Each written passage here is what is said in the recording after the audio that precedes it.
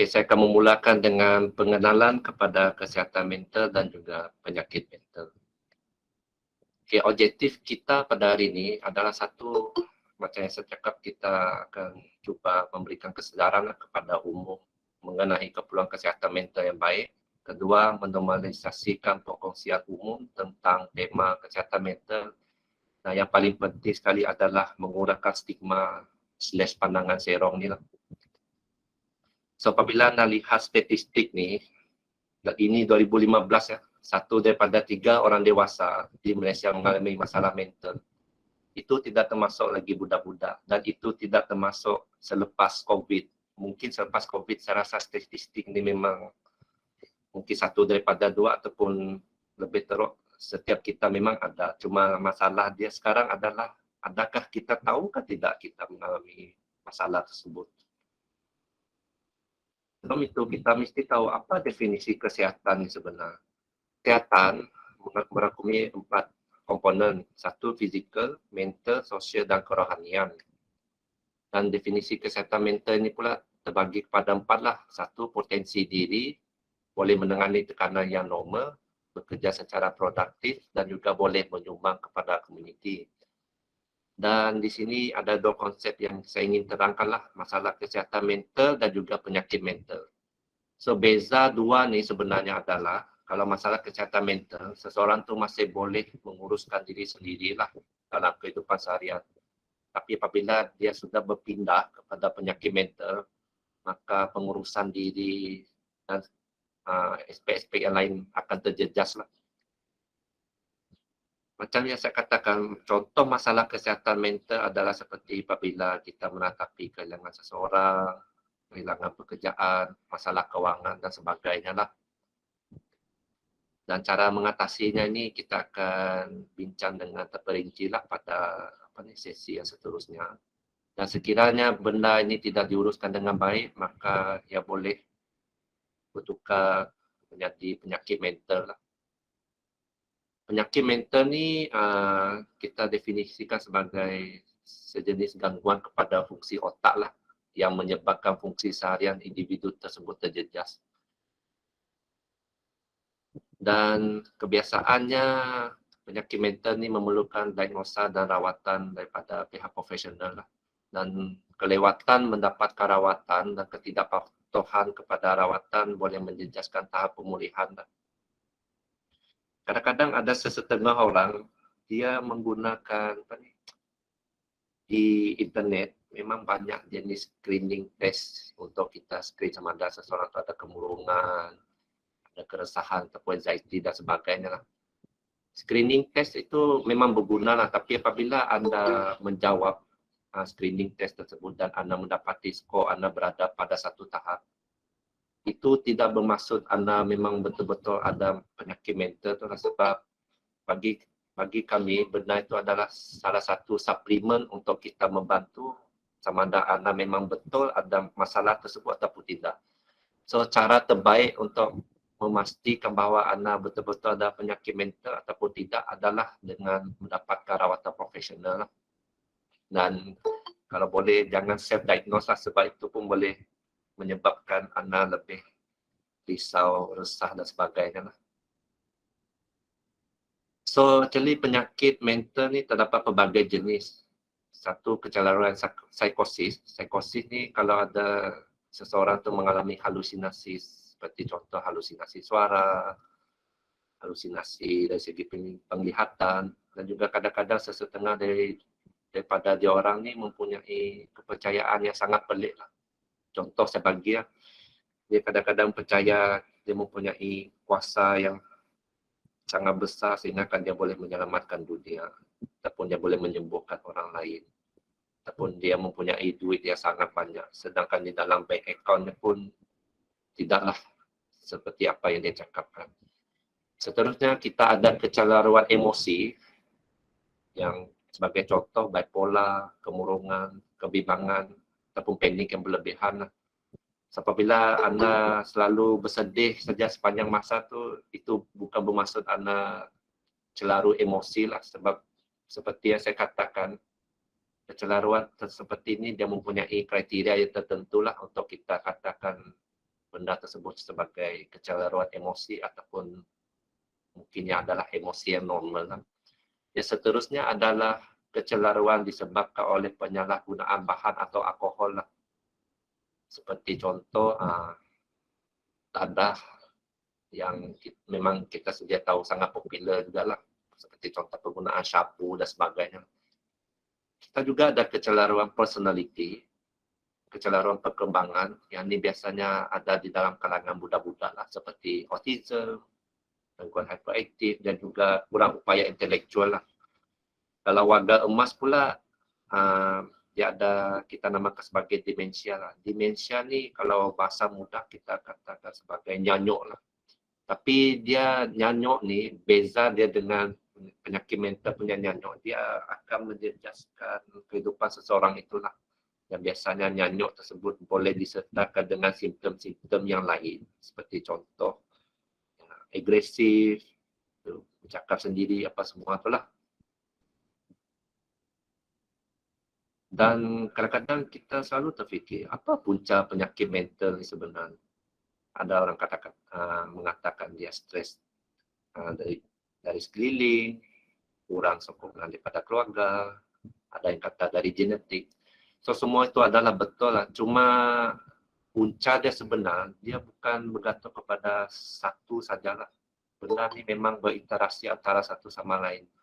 Sebagai contoh, walaupun anda mempunyai sejarah keluarga yang ada kemurungan, tidak semestinya benda itu akan menyebabkan anda murung lah. Dan anda memang sudah ada jin untuk menyebabkan anda lebih mudah murung kepada orang lain.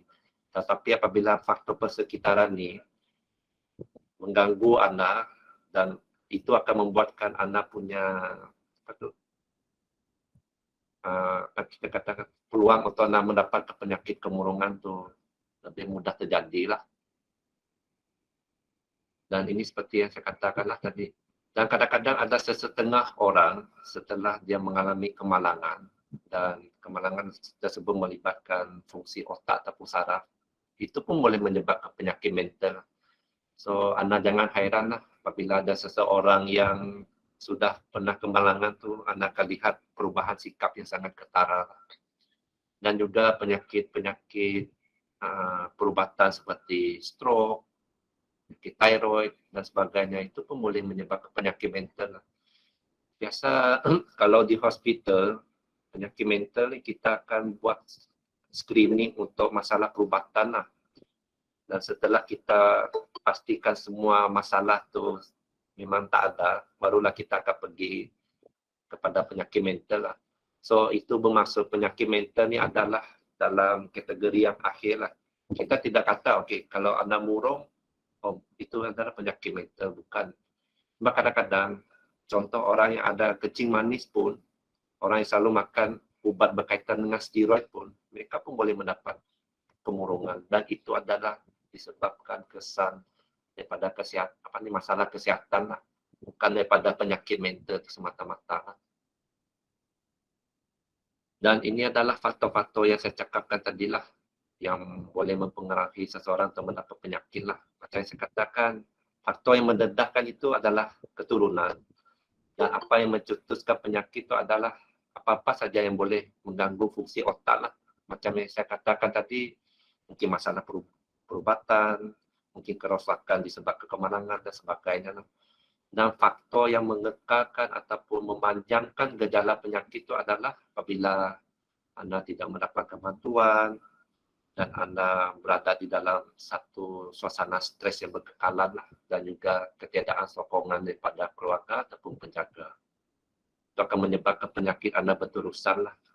Dan paling buruk lah macam yang saya baru share lah, mungkin kita akan kehilangan seseorang yang tersayang tu kepada suicide lah ataupun bunuh diri. So penyakit mental ni juga sama seperti penyakit fizikal, tapi organ dia berlainan lah. Organ kalau penyakit mental adalah otak, dan seperti organ yang lain juga, dia pun memerlukan rawatan juga lah. Dan kesan seperti yang saya katakan lah, kemerosotan keupayaan individu untuk melakukan pekerjaan seharian, dan ini actually secara tidak langsung akan menjejaskan keluarga, masyarakat dan negara. Dan kesan dia kalau kita lewat mendapatkan rawatan, masalah kesihatan mental yang ringan ni, macam saya katakan stres apa semua tu, dia boleh bertukar kepada penyakit mental yang berat lah. Dan ini akan menyebabkan kesukaran untuk seseorang itu pulih dengan cepat lah. Dan kadang-kadang apabila seseorang sudah mendapat penyakit mental ni, dia memerlukan rawatan dan pengambilan ubatan yang berpanjangan lah. Dan ada sesetengah tu akan mengalami kemerosotan fungsi otak yang kekal disebabkan stres yang terlalu banyak, sehingga kan fungsi otak mereka pun sudah tidak dapat dibaiki lah. Dan yang paling kontroversi dan menyedihkanlah, sesetengah daripada mereka tu akan mudah dipinggirkan oleh keluarga dan masyarakat lah, disebabkan stigma terhadap penyakit mental ni. Dan sesetengah daripada mereka juga akan lebih mudah cenderung kepada kes jenayah dan tindakan undang-undang. So biasanya pendekatan rawatan, kita punya maklumat adalah untuk memulihkan gejala tersebut. Dan yang kedua, kita ingin membuat penambahbaikan fungsi dari segi pengurusan diri, interaksi sosial dan juga fungsi vokasional. Dan yang ketiga, kita ingin meningkatkan lagi kualiti kehidupan yang lebih baiklah untuk individu, keluarga dan komuniti tersebutlah. So biasanya kita mempunyai 4 pendekatan rawatan penyakit mental ni lah. So satu biologi, psikologi, sosial dan juga kerohanian lah. So daripada gambar yang saya share ni, contoh biologi itu adalah dari segi penggunaan ubat-ubatan lah. Yang kedua adalah psikologi. So, psikologi ni sebagai contoh kita boleh berikan kaunseling, terapi relaksasi dan sebagainya lah. Yang ketiga adalah sosial dan yang keempat adalah kerohanian lah. Biasanya apabila seseorang mendapatkan rawatan di hospital, kita akan menggabungkan kesemua 4 elemen ni lah untuk membantu dalam pemulihan individu tersebut lah. Dan inilah contoh-contoh rawatan ubat psikiatri lah. Kalau seseorang yang mengalami kecenderungan psikosis tu, kita akan berikan ubat antipsikotik lah. Dan fungsi dia adalah untuk menstabilkan bahan kimia otak lah. Dan kebiasaannya, tempoh pengambilan ubat tersebut adalah untuk seumur hidup. Dan bantuan profesional ni, ini pun nanti kita akan share lah pada sesi yang seterusnya. Jadi kita boleh banyak dapat bantuan di berbagai tempat lah, contoh klinik kesihatan, hospital, klinik swasta, dan kita juga boleh pergi kepada jabatan kecemasan lah kalau ada krisis ke apa. Dan juga kalau yang ada Facebook tu pun mereka boleh search Mentari punya Facebook ni lah. Dan di situ juga ada tertera nombor telefon yang mana anda boleh mendapatkan appointment lah untuk mendapatkan bantuan. So kesimpulan yang saya boleh katakan, kesimpulan penting yang saya ingin share pada hari ini adalah sakit mental itu bukanlah satu mainan. Itu yang pertama. Kedua, mental itu bukan bermaksud kita gila, sebab kesihatan seperti yang saya cakapkan merangkumi 4 aspek, dan mental itu adalah salah satu daripada dia. Yang ketiga, anda harus ingat, apabila seseorang ada kencing manis, darah tinggi apa semua, mereka masih boleh berfungsi dengan baik. Mungkin fungsi berkuranglah daripada biasa. Akan tetapi, apabila seseorang menghadapi penyakit mental, percayalah cakap saya, anda memang akan lumpuh selagi anda tidak mendapatkan bantuan. Dan kita tidak ingin anda semua yang mengalami masalah seperti ini untuk sampai ke tahap itulah. Itu tujuan kenapa kita membuka kita aktif dalam penyebaran dan sharing berkaitan penyakit mental ni lah. Sebab kita ingin mendidik para audiens semua tentang kepentingan benda inilah, dan kita juga mengharapkan agar anda semua setelah melihat mendengar sharing daripada kami orang ni, anda juga berperanan sebagai seorang cikgu seorang guru kaunseling dan sebagainya untuk turut berkongsi mengenai ilmu ini kepada orang di sekeliling.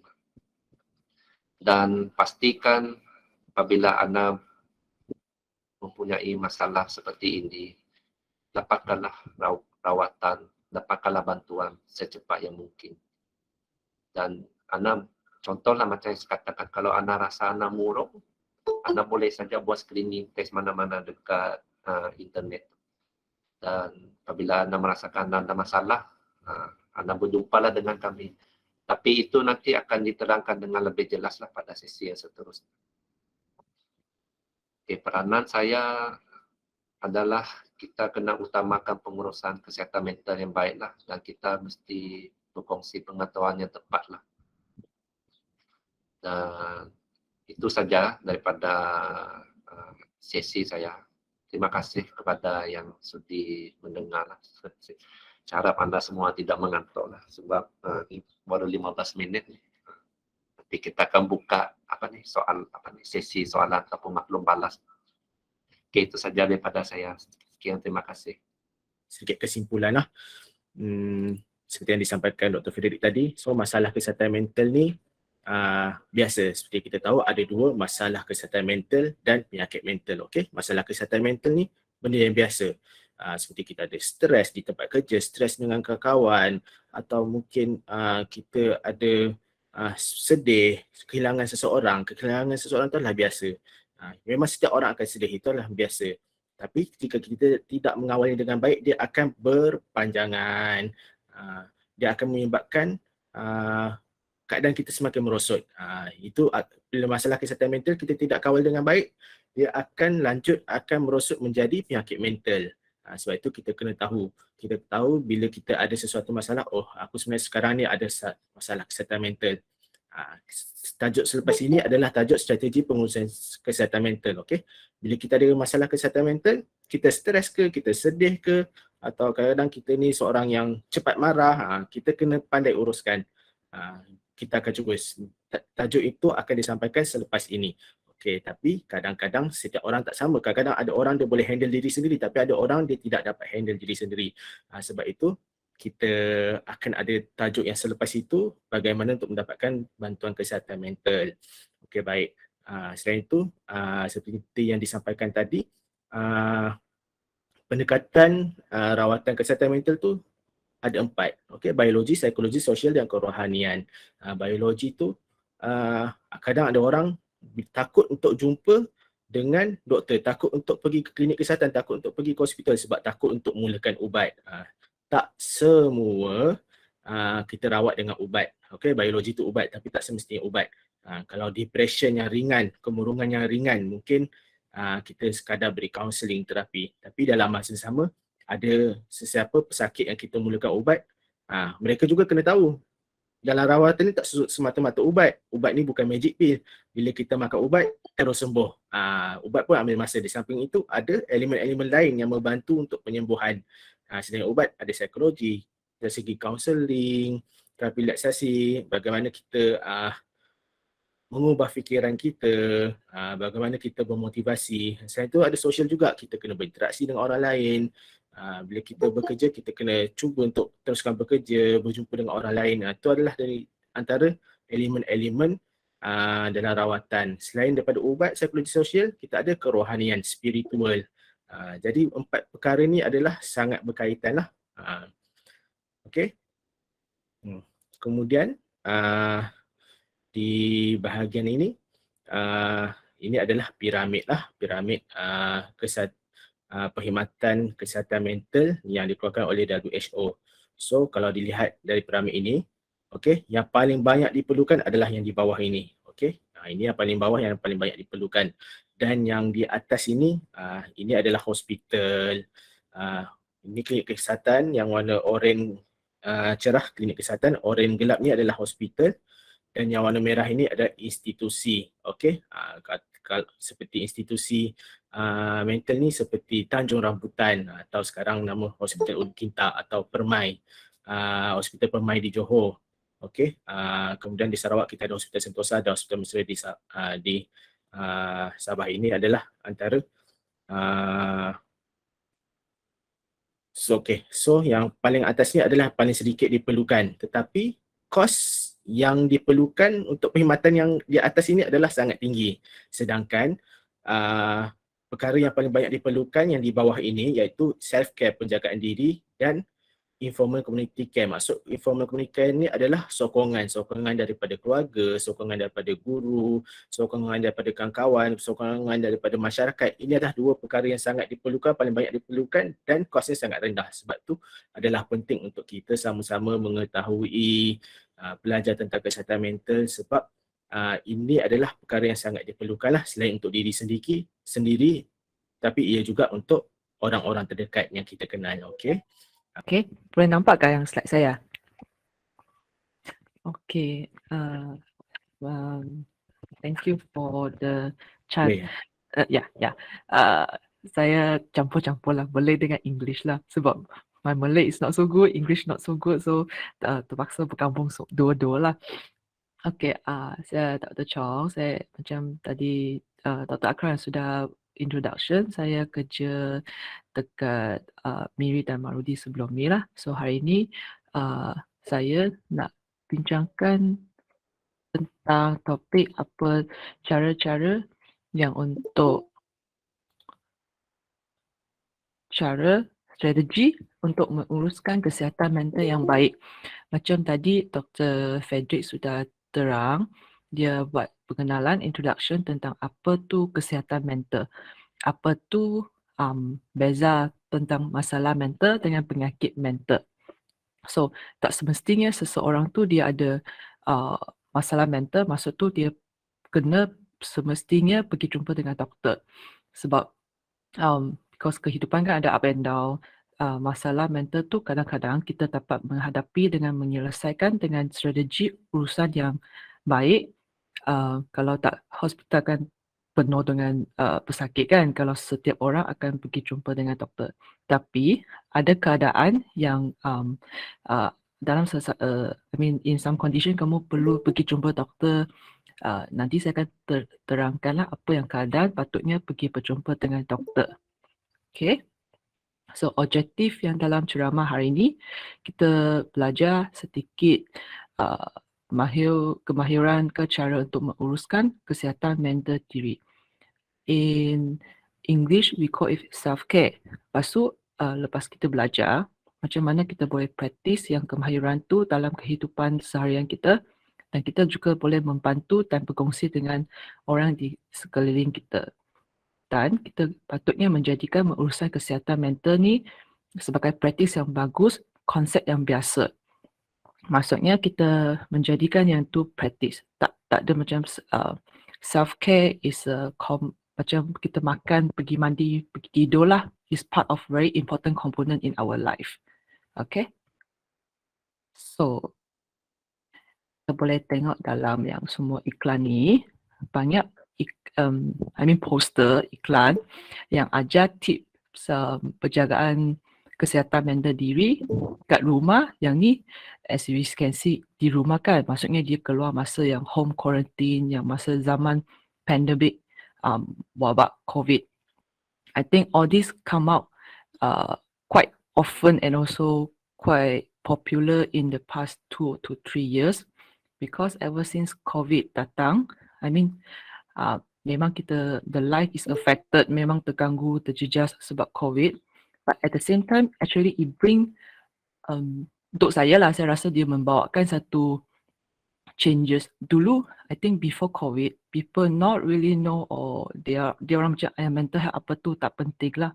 Tapi lepas ni, after COVID, getting more and more people, they know about the importance of mental health. So, kita before we wait for other to look after us, kita kena jaga diri sendiri. So that's why we have the topic today. We know what is mental health and then how to look after the mental health, self-care. So, soalan ni, namakan seorang individu yang penting bagi anda. So, everyone will have the answer kan. Mungkin boyfriend dia, family, ibu bapa, anak, atau sesiapalah, anjing lah, kucing lah dalam kehidupan dia orang. Tapi what I want to bring out the point is we always macam ada satu long list kan, siapa-siapa ibu bapa, anak, suami, isteri, tapi sebenarnya the person who is most important in your life is actually you, yourself sendiri. So kalau tengok dalam graf ni, kita satu hari ada 24 jam kan. So dalam 24 jam ni, kalau kita buat satu macam chart lah, 6 jam untuk tidur, 8 jam bekerja, yang lepas tu lain-lain lah. Lepas tu, so tengok lepas 24 jam kan, mana ada anything left for ourselves or self-care. Macam tak ada kan, yang ni tidur, memang kena tidur lah. Kerja kita macam sudah masa tu donate to the company, bos lah, rakan sekerja. Lepas tu kat rumah kena jaga anak. Lepas tu mungkin kena spend time with some friend, your parents. Tapi berapa jam yang kita tinggal untuk diri sendiri, untuk macam bertenang, fikir apa yang telah berlaku, ke rehat. So kebanyakannya tidak yang sudah tertinggalkan.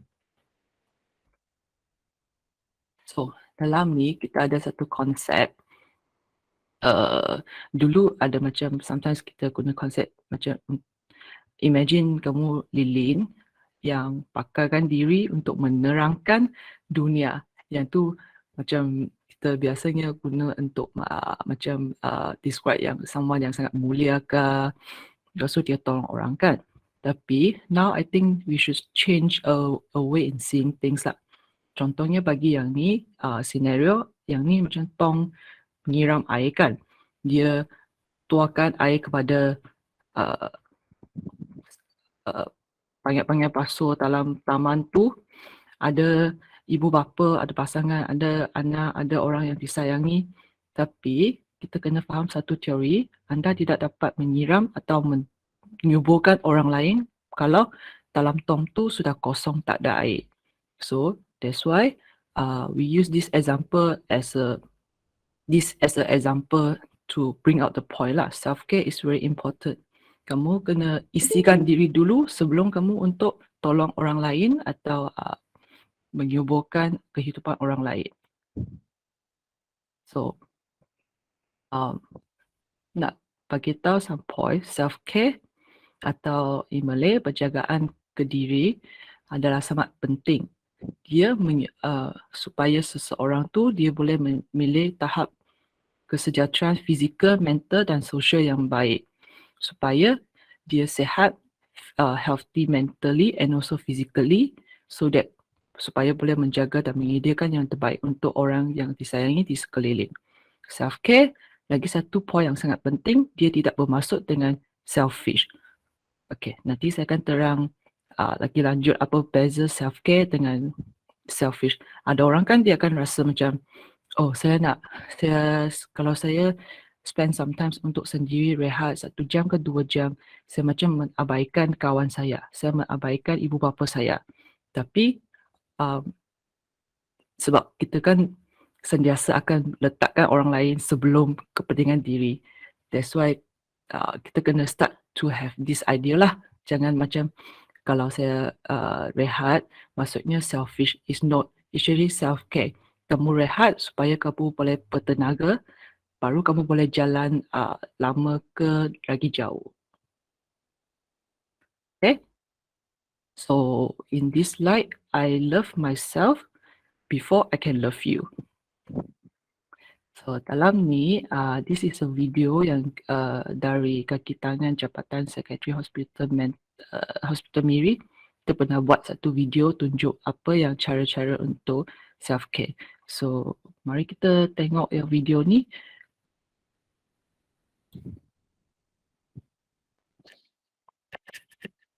Mas, apa ni? Kebanyakan individu mengaplikasikan self-care atau penjagaan diri ketika mereka memiliki waktu yang panjang sahaja. Bahkan ada yang jarang melakukan self-care kerana tidak mempunyai waktu yang cukup atau merasa tidak perlu melakukan self-care disebabkan tekangan lain yang dialami. Sebenarnya, self-care boleh dilakukan dalam waktu yang singkat dengan aktiviti yang bersesuaian. Namun, kebanyakan dari kita tidak mahu untuk melakukannya. Self-care menurut Oren 2001 adalah kegiatan untuk menyeimbangkan kehidupan dengan memenuhi keperluan dalam kehidupan, kesihatan dan kesejahteraan hidup yang dilakukan individu itu sendiri.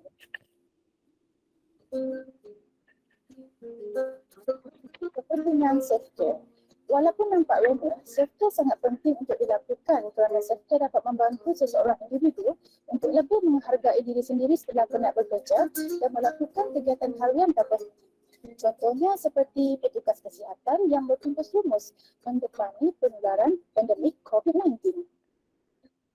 Self-care juga membantu individu yang mengalami kemurungan, kebimbangan, stres yang melampau dan isu-isu kesihatan mental yang lain. 5 aspek dan tips self-care penjagaan diri dalam kehidupan yang boleh diamalkan terutama dalam situasi pandemik COVID-19. Yang pertama adalah self-care berkaitan dengan amalan spiritual, melibatkan aktiviti seperti meditasi, atau berdoa dan sembahyang mengikut kepercayaan masing-masing. Self-care yang kedua, self-care dari segi sosial, bercakap dengan rakan. Menjaga hubungan dengan keluarga dan rakan-rakan dengan cara berkomunikasi adalah hal yang sangat penting. Carilah seseorang yang anda percaya, contohnya pemilik tempat kerja, rakan sekerja, keluarga dan sahabat yang dipercayai. Ia memberi ruang selamat bagi anda untuk meluahkan emosi dan fikiran. Anda boleh menggunakan aplikasi seperti WhatsApp, Telegram, telefon biasa atau Skype atau Zoom. Tepuk dada, tanya selera anda. Jangan meminggirkan emosi anda. Anda juga manusia biasa. It's okay to not be okay.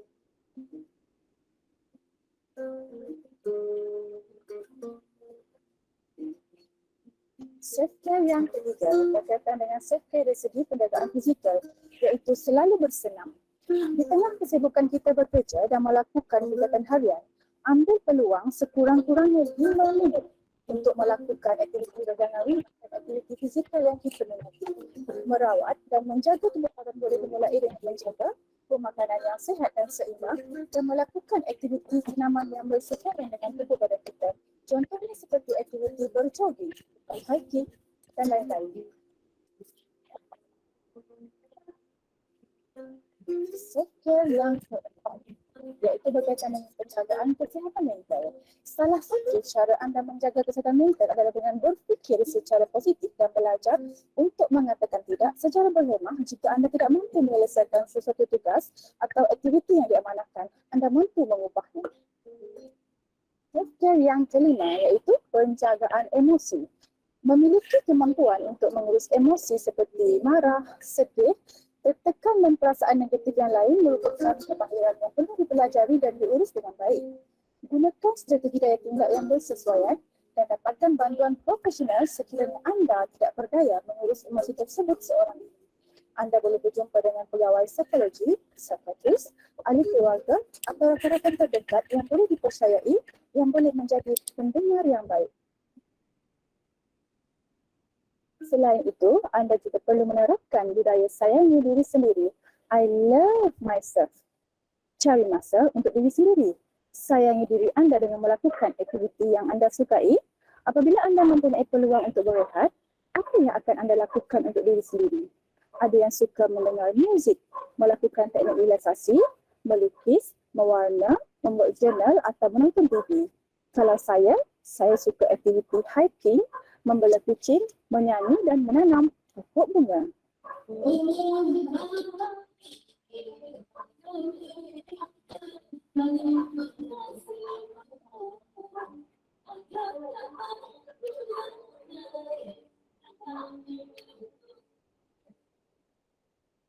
Jika anda merasa tertekan, terlalu sedih atau kecewa, putus asa, buntu, tiada harapan, berkongsilah kebimbangan anda bersama individu yang boleh dipercayai. Sekiranya anda tidak mampu menjadi pendengar yang baik, rujuklah individu tersebut dengan orang yang lebih profesional mengikut saluran yang betul. Komuniti kita, tanggungjawab kita bersama. Okay. So, saya harap kita boleh dapatlah one or a few strategy for self-care. Dalam video tu kan kita tengok ada 5, spiritual, social, physical, mental dan emosi.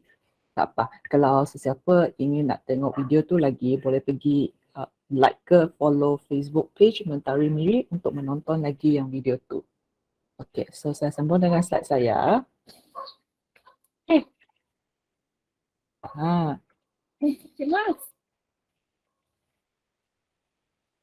Okay, yang ni untuk buat kesimpulan untuk yang tadi apa yang saya cuba nak sampaikan. You can't pour from an empty cup, so take care of yourself first before take care of others.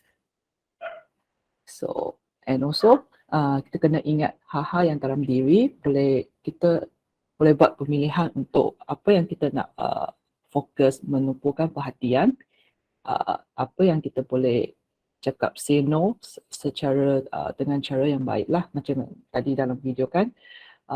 Lepas tu apa yang kita fokus, like love instead of others, worry, self-doubt, guilt, anxiety akan berkembang.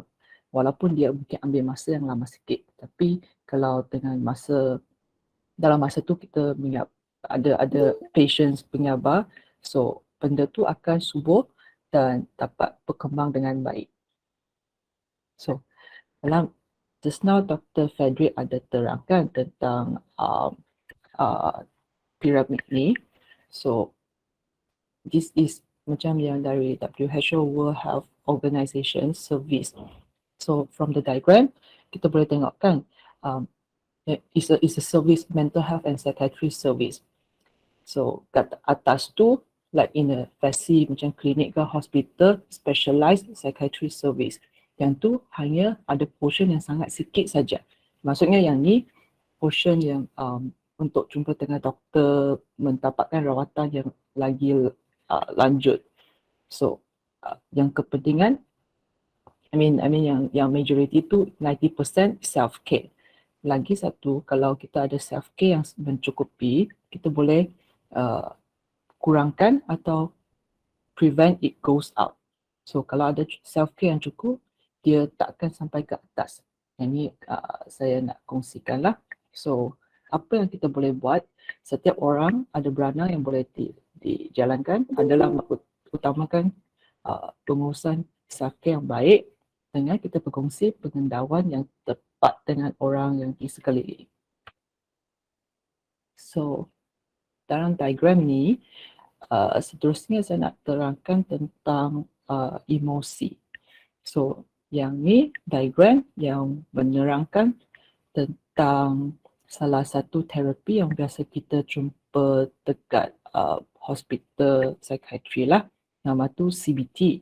C tu stand for cognitive.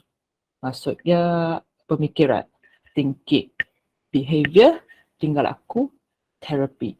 So sebenarnya konsep CBT tu dia hanya boleh dilakukan oleh ahli psikologi yang well trained lah, terlatih. Tapi dari sini saya nak terangkanlah apa kaitan yang kita boleh buat untuk self-care. So actually the concept is what we think, pemikiran dengan emosi, dengan tingkah laku tu semua saling mempengaruhi efek sesama lain. So apa yang kita fikir akan mempengaruhi apa yang kita rasa dan akan menyebabkan apa yang kita akan buat nanti. Okay, contohnya kalau kita sentiasa ada fikiran yang negatif, kalau dalam terapi tu dia panggil automatic negative thought. Apa yang dia fikir semua negatif saja. I'm not good enough, saya tak cukup, I am ugly, I'm bad. So terus ada fikiran tu, terus dia rasa sedih. So apa yang dia buat akan like tak ada mood nak kerja, tak boleh concentrate dalam kerja. So in order to have a good self-care, all these three components we can control. Okay. So kalau kita tengok gambar ni, apa yang orang tengah buat ni? Menangis kan? So nangis tu apa yang kamu rasa emosi yang dia tengah mengalami? Ramai orang akan terus fikir dia sedih. Tapi sebenarnya tingkah laku adalah menangis kan. Tapi emosi tu mungkin ada berbagai ke multiple different reason. Mungkin dia marah sampai menangis, stress, tertekan sampai nangis, takut, atau dia sebenarnya rasa terharu. Dia too joyful, happy sampai menangis. Gembira, mungkin dia terlalu macam touching, terharu sampai dia menangis. Atau lastly, only mungkin sedih.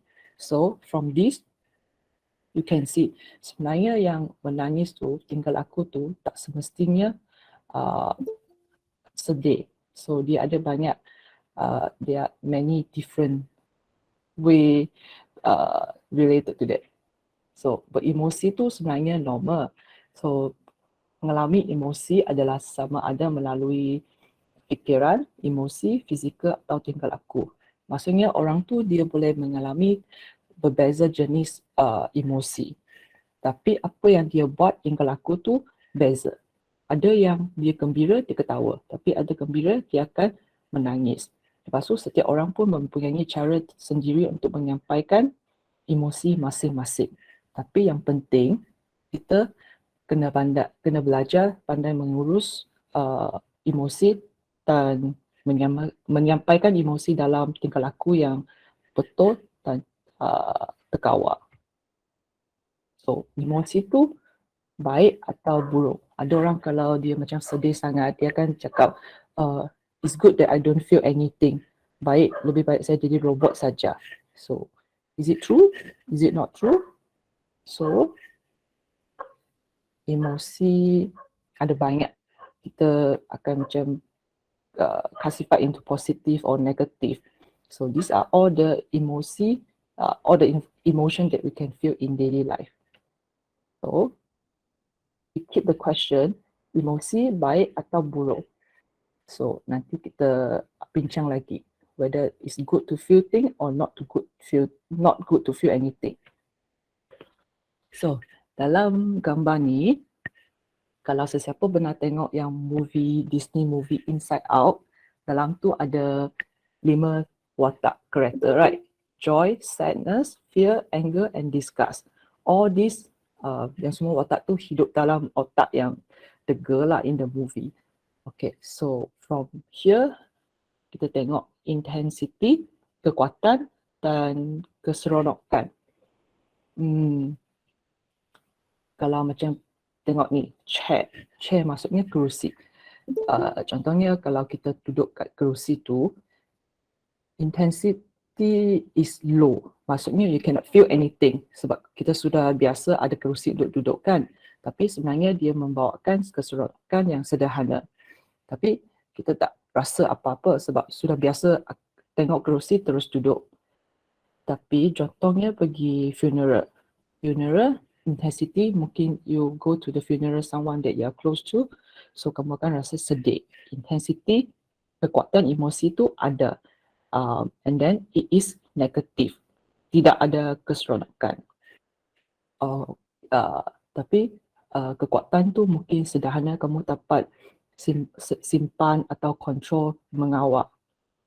Lepas tu yang snake, contohnya kamu nampak ular kan, so intensity tu terkejut, tiba-tiba sangat kuat, memang kuat, and it's also bahagian yang negatif lah. So intensity, emosi yang sangat kuat, terkejut, sebenarnya ada fungsi dia. And then rotten food, maksudnya kalau kamu minum susu yang sudah basi pun terkejut. Intensity, disgust, jijik yang macam sangat terlampau.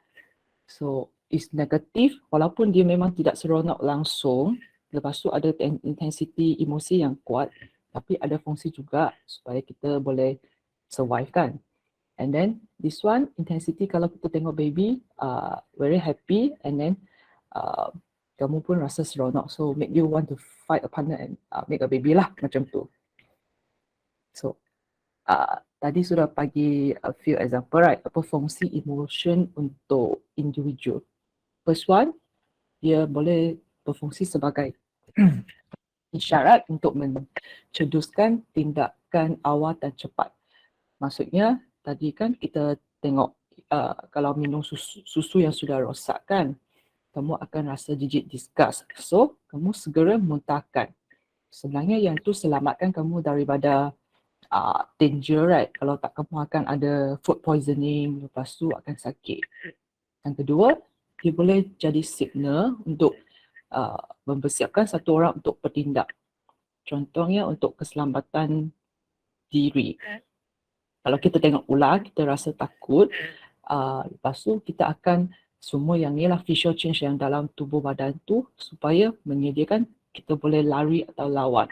Walaupun dia memang tidak seronok and then memang kekuatan yang sangat tinggi, tapi sebenarnya yang tu is helping in a way lah untuk keselamatan diri.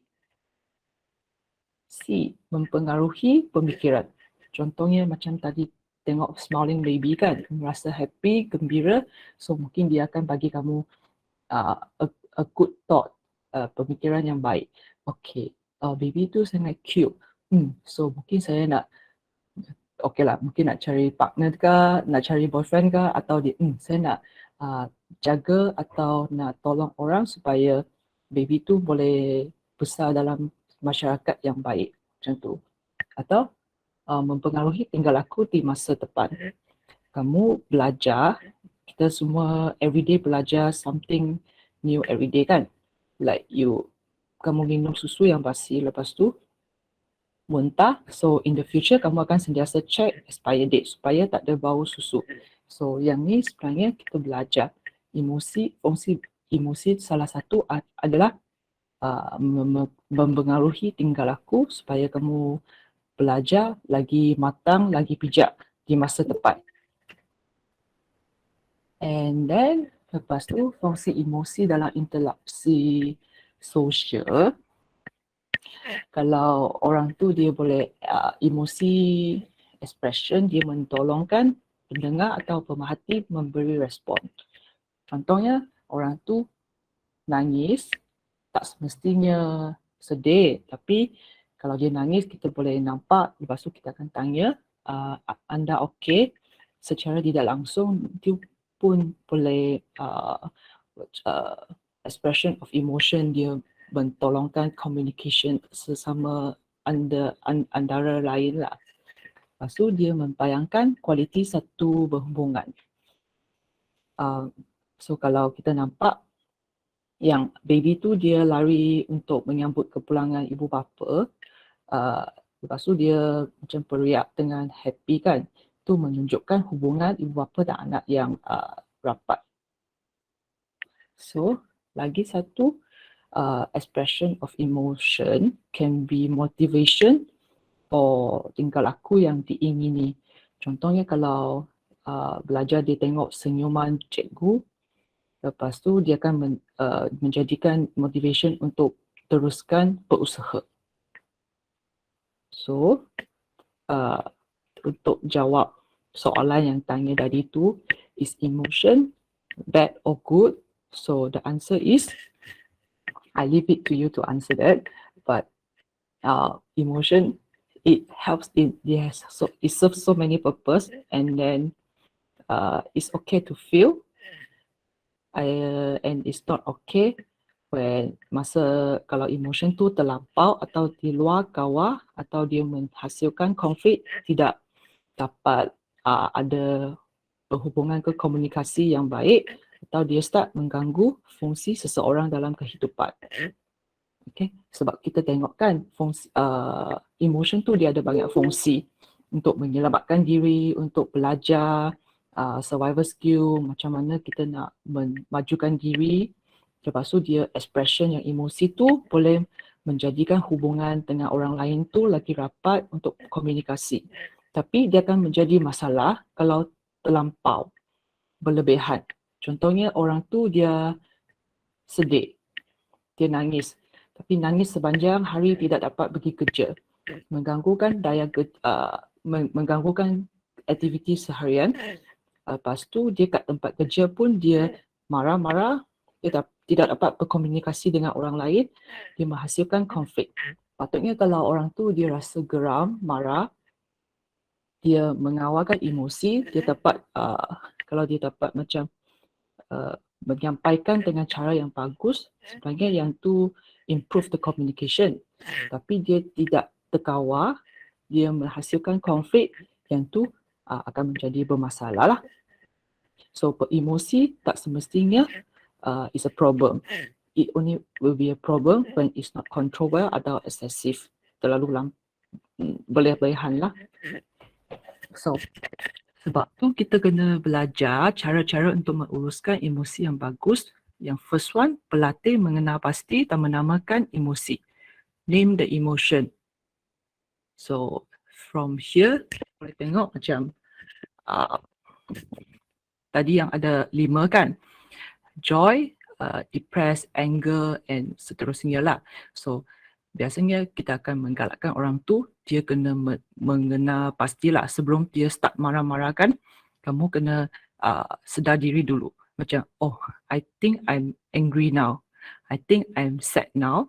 Kamu ambil mungkin 5 saat, 10 saat, kamu fikir, tenangkan diri and then you name lah, saya sedih. Lepas tu, yang ni first step, tapi step yang paling penting jugalah. Kalau kamu dapat mengenal pastikan apa emosi yang kamu tengah mengalami, then baru kamu boleh mengawal tingkah laku yang seterusnya. Lepas tu, kalau kamu rasa yang emosi tu tidak dapat dikawal, boleh berkongsi dengan orang yang rapat. Lepas tu, boleh ambil masa untuk mengenal pastikan situasi yang menyebabkan ada emosi tu. Contohnya, I am sad. Then ask why am I sad? So mungkin kena marah oleh bos atau exam tak lulus lah semua tu. Lepas tu kamu mengenal pasti situasi tu.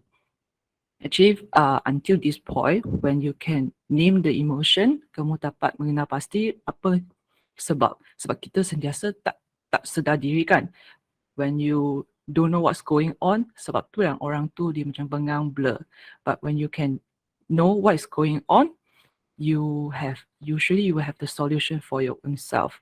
So lepas tu kamu menerima keadaan emotion tu. Maksudnya, oh, I know I'm sad. I'm sad because I break up with my boyfriend.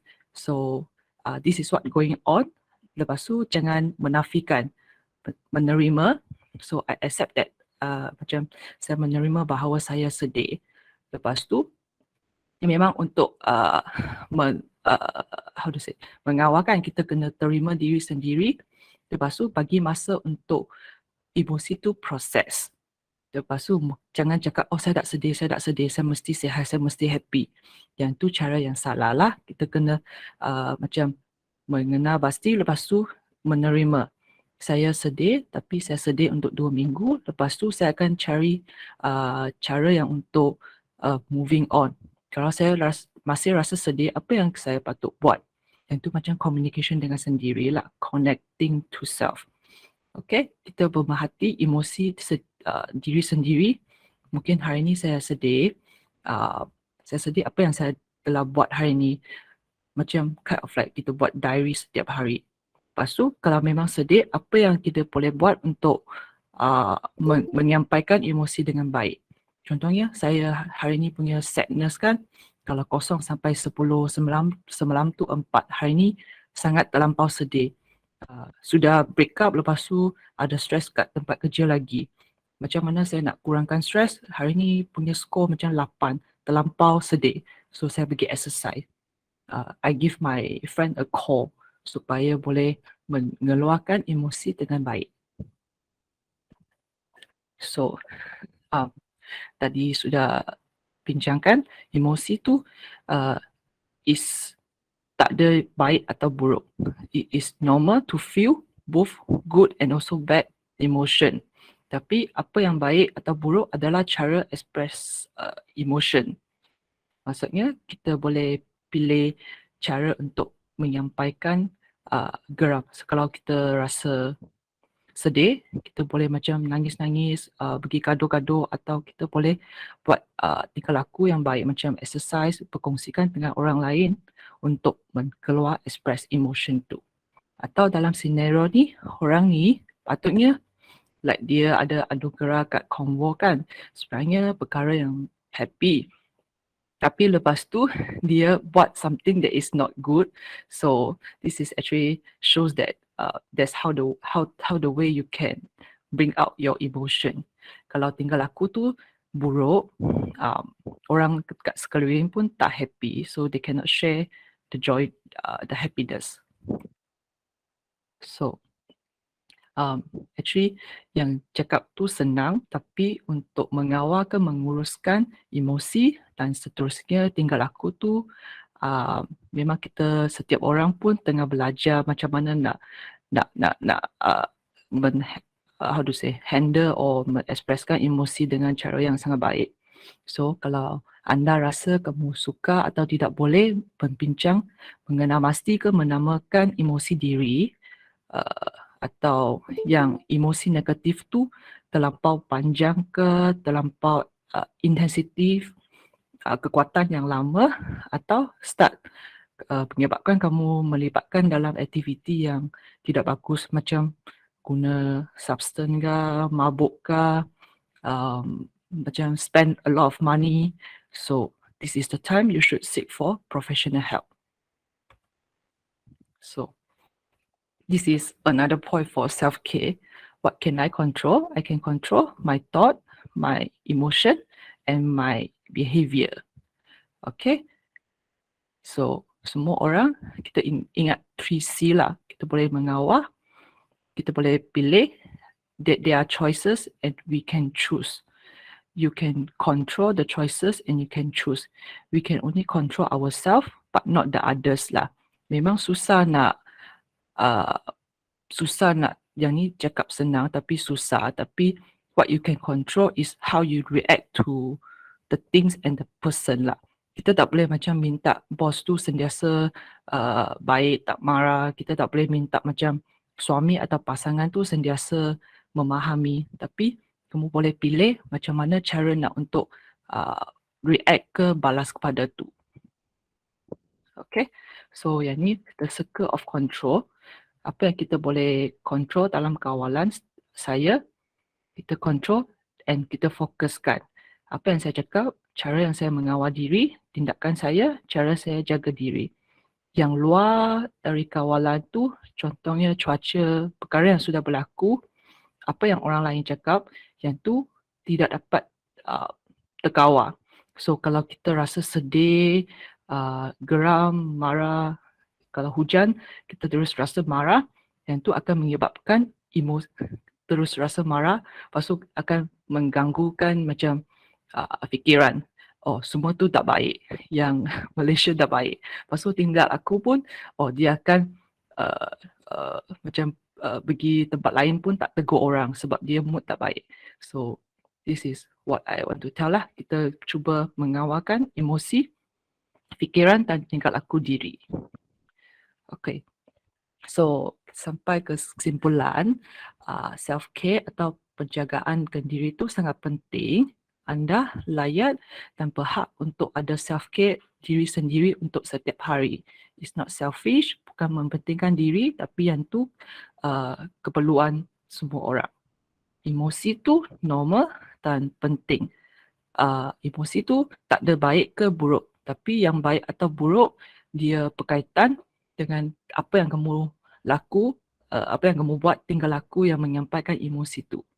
Lepas tu, yang last point, semua orang pun ada kuasa, they have their kuasa untuk mengawal diri dan semua orang pun ada pilihan. Kita boleh buat pilihan sendiri dan bertanggungjawab kepada diri. Okay, so practice make perfect.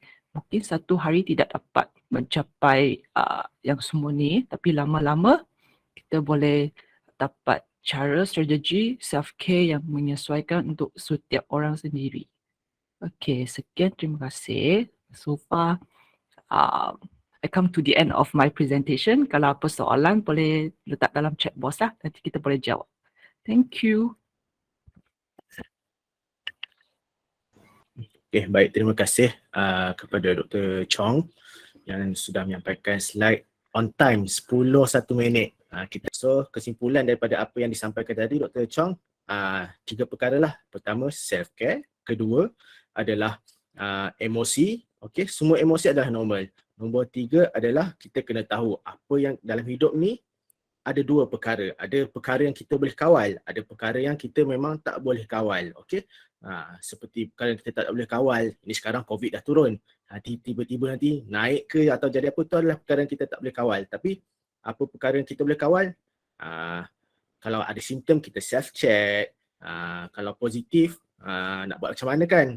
Kita kena kuarantin biar orang lain tak jangkit. Itu adalah antara perkara yang kita boleh kawal. Perkara tak boleh kawal tu banyak perkara. Sama ada dari environment, sekeliling atau daripada orang, sikap orang ni macam ni, sikap orang ni suka marah. Itu adalah perkara yang kita tak boleh kawal. Kita pun nak buat macam mana kan? Takkan kita boleh tukar fikiran orang, tukar sikap orang. Itu perkara yang kita tak boleh kawal. Tapi perkara yang kita boleh kawal adalah diri kita sendiri, apa yang kita fikir. Okey. Saya nak tambah sikit berkenaan yang pertama tu yang self care. Saya kongsikan sedikit skrin. Okey. Tadi Dr. Chong ada tunjukkan satu gambar yang ada pasu bunga yang besar, ada tulis love. Okey, kemudian yang lain-lain ada pasu bunga yang kecil, ada guilty, anxiety, angry. Maksudnya mana yang kita fokus, kalau pasu tu kita siram, mana yang kita fokus, itulah fikiran yang akan berkembang dalam pemikiran kita. Kalau kita fokus kepada anxiety, benda itulah yang akan kita selalu risaukan. Okey, contoh saya tunjuk gambar ni. Inilah satu gambar kereta sedang parking. Saya nak bercerita tentang perfectionist. Okey. Kadang-kadang kita ni terlalu memikirkan orang lain. Kita nak buat terlalu perfect. Contoh, ini adalah contohnya actually benda ni adalah cerita sebenar lah. Saya sebab saya tak biasa dekat KL. Walaupun saya orang Kuantan mungkin sekarang sibuk lah. Tapi masa saya sebelum di sini, masa saya di Kuantan bandar yang tidak terlalu sibuk. Okey, saya pergi ke KL, saya dan kawan saya memandu waktu malam untuk pergi kedai makan, parking di tepi jalan. Bila saya drive, saya parking tepi jalan, saya parking sengit. Tapi tak adalah macam ni lah. Maksudnya saya parking sengit tu memang dalam box. Tapi sengit lah.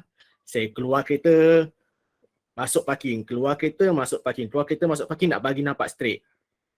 Tapi dalam masa sama, dekat dalam bila saya tengok belakang tu, banyak kereta tengah menunggu nak jalan sebab saya dah menghalang laluan mereka. Tu kawan saya cakap, Akram, you stop sekarang. Okay, you dalam box sekarang, you stop sekarang, kita keluar. Okay, saya stop kereta walaupun parking agak sengit tapi masih dalam box. Saya keluar, matikan enjin, saya keluar. Dah, orang kat belakang tu boleh lalu. Walaupun kereta yang saya parking tu tidak straight lah. Okey, jadi maksudnya kat sini kadang-kadang bila kita bersikap perfectionist tu sebenarnya kita macam nak menampakkan biar orang nampak kita nampak macam perfect. Tapi actually orang tak kisah pun. Bila macam saya parking tadi, saya parking sengit sikit. Saya bukannya parking dekat luar kotak, masih dalam kotak, masih mengikut peraturan. Cuma kereta saya parking tu cuma sengit sedikit, tidak straight. Tapi orang yang kereta lain nak lalu boleh lalu. Orang depan kereta saya masih boleh keluar parking, orang belakang kereta masih boleh keluar parking, cuma kereta saya parking sikit. Tapi it's okay. Maksudnya kadang-kala kalau kita buat sesuatu, kita kena menerima. Kita kena menerima lah diri kita, asal setakat tu kemampuan kita. Kita boleh buat macam tu, it's okay, asalkan it's still dalam macam kehendak peraturan lah. Bukan kita parking luar kotak kan. So macam itulah maksudnya.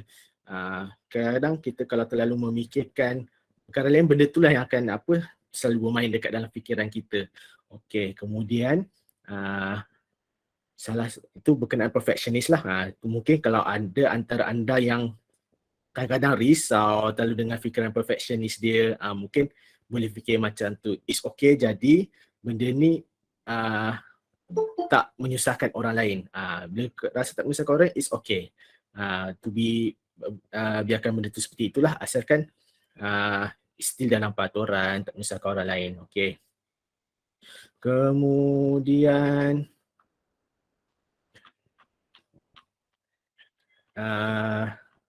okay, ni contohlah emosi. Okay, actually kan emosi tu seperti Dr. Chong tunjuk tadi ada 5 emosi yang normal. Saya ringkaskan jadi 4 emosi yang normal. Okay, so emosi, actually semua emosi ada normal. Emosi tak ada positif, tak ada negatif, tak ada buruk, tak ada baik. Emosi adalah normal. Dia tidak normal apabila kita terlalu berlebihan. Okay, 4 emosi normal adalah gembira. Okay, happy. Kita gembira ialah sebab benda gembira lah. Kemudian sedih. Sedih tu maksudnya kita memerlukan pertolongan orang lain atau sedih. Kalau kita terjatuh sakit, kadang kita memerlukan pertolongan orang lain. Bila sedih maksudnya tolong orang tolong angkat. Kadang-kadang kita patah kaki sakit, kita perlu pertolongan orang lain untuk bantu kita macam mana kaki ni boleh jadi baik. Sedih sebab mungkin sebab perhubungan dengan orang lain, tapi kadang-kadang bila kita sedih panjangan maksud kita perlukan bantuan orang lain, tu maksud dari sedih. Okey. Marah tu maksud untuk keselamatan. Okey. Macam kita marah kepada anak kita, biar kita takut tak nak sesuatu yang buruk terjadi kepada anak kita. Ataupun kita marah biar kita ni tak menyusahkan orang lain, biar kita ni jadi seorang yang ikut peraturan. Lagi satu, emosi keempat tu adalah takut. Takut pun untuk keselamatan. Macam contoh, kita nampak ular, kita akan takut. So takut tu melindungi diri kita. Jadi emosi ni semua adalah normal. Yang tak normal adalah berlebihan. Jadi contoh, saya ambil contoh macam mana kita actually kadang-kadang kita boleh kenal emosi tu kalau kita berfikir dengan rasional. Contoh macam ni, contohnya saya tengah parking saya parking kereta lah, parking berkupon. Ada majlis perbandaran atau majlis bandaraya. Tapi actually bila saya letak kupon tu, bila orang yang datang check, kupon saya tu actually dah terlebih 10 minit. Jadi saya dikenakan kompaun RM1. Kalau di Miri ni kompaun yang dikenakan adalah RM1 lah. Okay. So boleh jadi dua perkara lah sikap saya. Okay. Contoh kalau apa yang saya fikirkan, actually saya marah lah. Okay. Apa yang saya fikirkan, bila tengok kompaun yang saya dikenakan, apa ni, lambat 10 minit je pun, takkan nak berkira. Tu emosi marah lah, geram. Okay. Marah kepada orang yang letak kupon tu. Kalau kat sini mungkin ada orang mungkin dipanggil ninja, macam tu lah. Okay. Orang yang letak kompaun. So saya marah. Kadang-kadang bila kita marah ni, kita terbawa-bawa tindakan kemarahan tadi. Kita terbawa-bawa kemarahan tadi sampai maki hamun. Kadang bila kau bawa barang, buka pintu, hempas barang dalam kereta, memandu tidak cermat. Tapi kita boleh berfikir lebih rasional. Okay?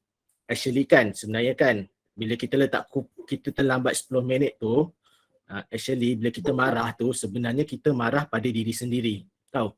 Kita marah pada diri sendiri sebab kita macam meremehkan. Masa kita letak kupon, alah, letak 1 jam cukup lah. Buat apa tak 2 jam, aku pergi sekejap je. Actually kadang-kadang pasal marah tu sebenarnya kita marah pada diri sendiri, tapi kita tak sedar. Kita lepaskan kepada orang lain.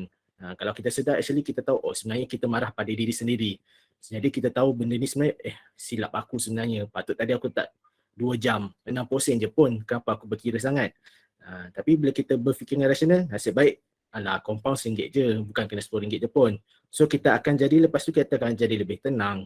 Apa tindakan kita bila kita berfikir dengan rasional? Kita akan baca surat kompaun, baca dengan baik, dan kita bayarlah kompaun tersebut biar tak dikenakan denda. So ini adalah bagaimana kita boleh merespon lah. Satu, kita kena tahu, kita emosi tu tengah apa? Saya tengah marah. Kita marah, kenapa kita marah? Kalau macam contoh ni, actually, kalau kita fikir sebenarnya kita marah pada diri sendiri. Kita berkira tadi, patut kita letak kupon 2 jam, kita berkira letak 1 jam je. Kalau kita sedar, kita marah diri sendiri, actually kita boleh merespon dengan lebih baik. Kita akan cuba untuk merubah diri kita untuk menjadi yang lebih baik. Tapi kadang-kadang tak semua orang cara merespon tu adalah samalah. Kadang-kadang kita perlukan bantuan orang lain jugalah. Itu akan disampaikan dalam topik seterusnya.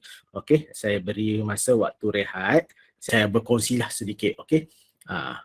Kita tadi dah belajar kan strategi pengurusan kesihatan mental baik. Kita dah belajar dah belajar self care, kita dah belajar kenal emosi, kita dah belajar kemudian kita belajar kenal benda yang kita berkontrol, tak berkontrol, kita dah belajar dalam benda ni. So kita rasa mungkin ada orang mungkin aku boleh handle ni, atau mungkin ada orang kadang-kadang dia akan cakap kawan dia nampak kemurungan kan, kadang-kadang cara dia respon dia macam ni. Engkau ni kenapa? Kau tak boleh macam ni. Kau boleh lawan depression tu. Aku pun dulu macam kau.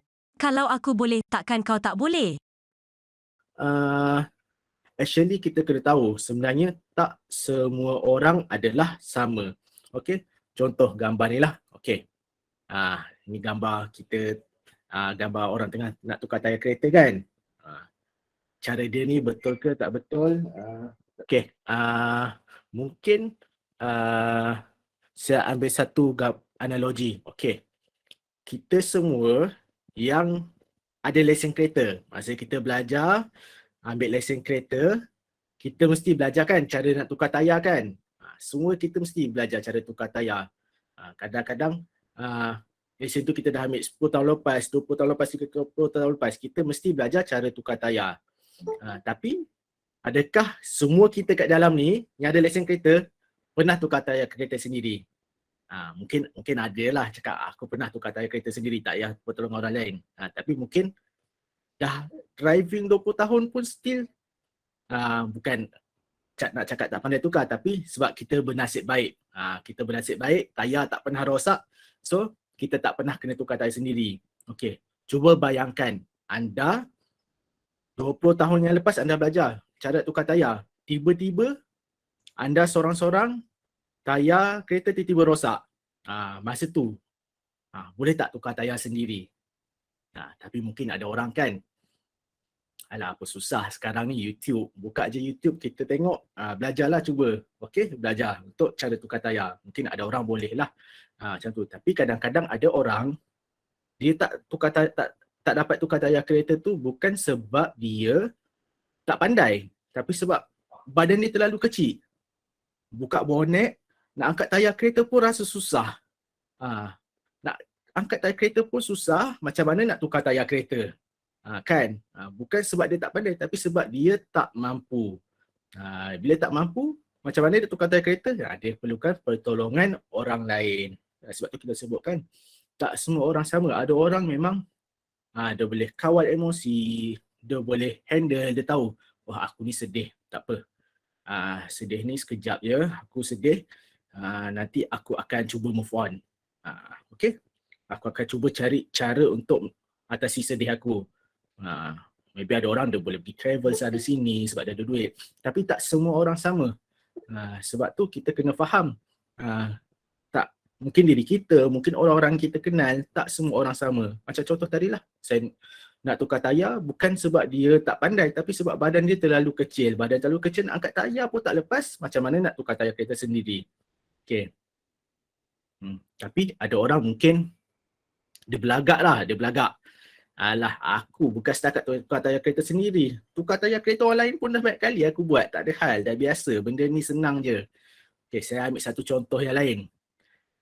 Orang tersebut driving dalam gelap, kiri kanan hutan. Okay, maybe setengah jam dari bandar, malam.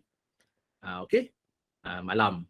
Dia driving, tayar dia rosak, tiba-tiba bocor. And then, nak tukar sendiri gelap. Okay, mungkin call kawan. Call kawan, hello. Ali, kau boleh tolong aku tak? Aku ada kat sini, bla bla bla. Tayar aku bocor ni. Dia pun, alamak. Dah lah tengah hutan, setengah jam pula dari rumah, pukul 2 pagi. Aku pergi sekarang, entah, aku pun takut juga kan. Kalau kereta tu tempat tu tak banyak orang. Ada orang mungkin dia tolong kawan dia pun tak boleh tolong. So apa yang kita boleh buat masa tu? Salah satu cara kita boleh buat adalah kawan tak boleh datang, kita kat tengah hutan. Salah satu cara adalah kita panggil towing car. Mungkin sepatutnya towing car kena datang lah, dia boleh datang lah. Mungkin ada tempat mungkin sudah, tapi mungkin kalau tak terlalu jauh dari bandar, mungkin ada towing car yang boleh datang lah. Okay, so masa tu kadang bukan sebabnya kita tak pandai tukar tayar kereta, tapi sebab keadaan sekeliling yang tak membenarkan kita untuk tukar tayar kereta sendiri. And then nak panggil kawan tolong pun, kawan pun tak boleh datang. So kita panggil towing car. Ni yang dimaksudkan dengan mendapatkan bantuan profesional. Okay. So kadang-kadang kita ni kadang-kadang dah cuba tu, cuba ni. Tapi kadang-kadang kita perlukan dapat bantuan profesional. Kalau bila kita patut mendapatkan bantuan profesional, bila kita dah cuba macam-macam, tapi kita sedar actually banyak benda yang merosot, macam pergaulan kita dengan orang lain, fungsi kita kalau kita seorang pelajar, kita punya pencapaian akademik semakin menurun. Kalau kita bekerja, kita perasan kita punya bekerja tu semakin slow, banyak kerja tak siap, banyak kerja tertangguh. Banyak perkara kadang-kadang kita rasa nak pergi kerja pun malas, banyak ambil MC, banyak ambil cuti, sampai cuti habis tapi rasa nak kena ambil cuti lagi. Jadi benda-benda macam ni adalah antara tanda-tanda lah yang kita rasa kita perlukan bantuan orang lain bila kadang diri kita merosot, kita tak dapat berfungsi dengan baik. So tajuk selepas ini adalah bagaimana untuk mendapatkan bantuan kesihatan mental. Okey. Okey, dah nampak. Okey. Maaf kata sila yang tadi. Jadi saya berkongsi tentang komuniti kecilik daripada komuniti cilik kesihatan mental dan sakit mental daripada Persatuan Kesihatan Mental Sarawak dan Majlis Pembangunan Sosial Sarawak mengenai bantuan kesihatan mental yang ada di kawasan Sarawak. Objektif untuk perkongsian kali ini, kita ingin berkongsi maklumat yang tepat berkaitan kepelbagaian bantuan kesihatan mental yang sedia ada dan untuk menggalakkan individu atau komuniti untuk tampil awal untuk saringan dan rawatan kesihatan mental dan segala sumber-sumber informasi kesihatan mental yang ada. Pertama sekali mengenai piramid WHO. Saya rasa tadi Dr. Akram ada menjelaskan tentang piramid yang tadi. Piramid ni sebenarnya diasaskan daripada WHO berkenaan dengan kombinasi untuk bahagian servis untuk kesihatan mental. Jadi yang paling utama tadi kita berkaitan dengan bahagian self-care iaitu yang merupakan basis untuk bahagian mental health. Untuk bahagian self-care selalunya dia melibatkan diri individu sendiri dan juga komuniti yang terdekat iaitu bahagian keluarga dan rakan-rakan. Jadi ini adalah secara yang tidak formal dan keperluannya sangat tinggi lah. Ini merupakan basis untuk mental health. Seterusnya adalah bahagian informal community care. Yang ini berkaitan dengan yang bukan formal. Contohnya adalah guru ataupun polis yang untuk membantu dengan individu sendiri atau komuniti berkaitan dengan untuk mengendalikan mental health. Jadi ini kita boleh memberikan input jugalah kepada komuniti atau masyarakat sendiri. Seterusnya adalah primary care mental health services. Ini di hospital. Ini merupakan cara yang terdekat lah yang paling senang untuk diakses, yang paling affordable dan paling senang untuk diterima untuk masyarakat. Jadi ini adalah pertama untuk tahap pertama untuk perkhidmatan profesional iaitu sama ada di klinik ataupun hospital.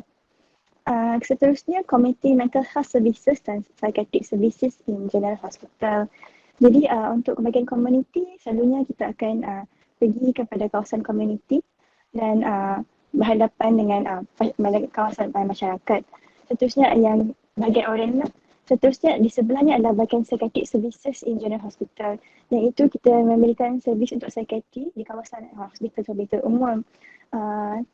Yang di sini kita akan membantu first care dengan pesakit dengan kita identify masalah yang ada untuk merawat dan membantu untuk menangani masalah dan memberikan kaunseling kepada pesakit ataupun masyarakat. Seterusnya kalau jika memerlukan referral ataupun rujukan kepada spesialis atau psikiatrik yang tertentu, seterusnya kita akan melakukan perkara itu lah. Jadi yang di atas sekali iaitu bahagian merah adalah long stay facilities, iaitu fasiliti untuk tempat yang lebih lama ataupun psychiatric services yang special. Jadi di sini di bahagian arrow yang di sebelah kiri berkaitan dengan frekuensi iaitu pun frekuensi keperluan untuk self care untuk mental health care. Jadi yang paling utama adalah sebenarnya self care lah, iaitu berkaitan dengan diri individu sendiri yang melibatkan dengan kawan-kawan dan dengan keluarga iaitu orang-orang terdekat dengan individu sendiri. Dan di sebelah kanan adalah berkaitan dengan kos iaitu seperti yang Dr. Akram terangkan tadi lah, kos semakin tinggi dia semakin menggunakan kos yang tinggi lagi. Jadi bila di bahagian basis itu sangat perlulah sebenarnya. Dan di sini sebenarnya semakin kita naik ke atas piramid, sebenarnya bahagian self-care masih merupakan basis yang sentiasa ada sehinggalah ke bahagian atas. Jadi self-care memang sentiasa perlu ada untuk individu sendiri. Bilakah kita memerlukan untuk mendapatkan bantuan profesional? Jadi apabila sebagai contoh seseorang individu itu mengalami gejala psikosis apabila dia merasa halusinasi atau delusi. Halusinasi bila sesuatu itu tidak ada di hadapan mata tapi dia merasa macam itu sangat dekat dengan dia. Sebagai contoh dia rasa seperti ada mendengar suara atau bunyi sesuatu ataupun dia nampak sesuatu yang dia tidak ada di depan mata atau rasa delusi. Delusi dia macam bila dia merasa takut, rasa ada orang yang mencederakan diri dia atau mengancam kehidupan dia. Salah satu lagi adalah apabila seseorang individu itu suka mengawal atau mengurus emosi. Saya rasa bahagian emosi tadi ada diterangkan oleh Dr. Chong tadi berkaitan dengan pengawalan dan pengurusan emosi. Seterusnya ada perubahan tingkah laku kepada individual. Apabila bila kita melihat individu itu tiba-tiba berubah tingkah laku, berubah perangai. Contoh bila dia seorang yang banyak cakap, yang ramah, tiba-tiba kita melihat individu itu semakin senyap, semakin bersembunyi kepada diri sendiri atau apabila dia tidak mahu berjumpa dengan orang lain dan sentiasa mungkin dia menangis tiba-tiba. Selain itu, apabila seseorang ada gangguan pola tidur. Jadi untuk gangguan pola tidur, kadang-kadang bila kita melihat seseorang individu itu selalunya dapat tidur dengan selesa. Tiba-tiba dia merasa tidak dapat tidur kerana asyik memikirkan tentang masalah yang ada ataupun dia terasa tidak dapat tidur kerana sesuatu yang difikirkan. Seterusnya tingkah laku untuk mencederakan diri. Selalunya untuk tingkah laku mencederakan diri bila seseorang itu terus mengambil senjata sama ada pisau atau parang atau gunting dan mencederakan diri sendiri ataupun selain daripada menggunakan senjata dia boleh minum bahan-bahan contoh Clorox atau mengambil keputusan untuk menggantung diri atau mengambilkan pil untuk membunuh diri. Keinginan membunuh diri apabila keinginan yang sangat kuat sehingga merancang untuk membunuh diri sendiri ataupun memang sudah memang ada keinginan yang kuat sehingga meninggalkan kertas atau bukti untuk melarikan diri. Seterusnya kemerosotan fungsi diri, contohnya kemerosotan akademik, kemerosotan keupayaan bekerja dan suka menguruskan diri. Jadi untuk kemerosotan fungsi diri kadang-kadang dilihat kepada individual, tak semestinya dalam orang dewasa, kadang-kadang dalam kalangan kanak-kanak ataupun muda remaja. Contohnya dalam kemerosotan akademik, dalam individu yang bersekolah, bila kita melihat keputusan yang dahulunya cemerlang, tiba-tiba merosot tanpa sebab. Atau kemerosotan keupayaan bekerja, bila seorang individu merasa murung sehingga mengganggu keupayaan dia untuk bekerja atau menguruskan diri sendiri. Contohnya bila prestasi dalam bekerja, dalam menguruskan diri sendiri, contoh untuk melakukan perkara-perkara basic dalam kehidupan, contohnya untuk mandi, makan ataupun menguruskan diri sendiri. Jadi dalam individu yang mengalami gejala atau keadaan sebegini, jadi ini adalah satu indikasi untuk mendapatkan bantuan profesional. Jadi bagaimana untuk mendapatkan bantuan profesional itu? Jadi kita ada pelbagai pilihan dalam mendapatkan bantuan dalam krisis ini. Jadi yang pertama melalui klinik komuniti yang ada di kawasan sekitar. Contohnya melalui klinik kesihatan, klinik komuniti ataupun klinik ibu dan anak. Jadi melalui sumber yang ada yang terdekat dengan seseorang itu, kita boleh terus mendapatkan bantuan.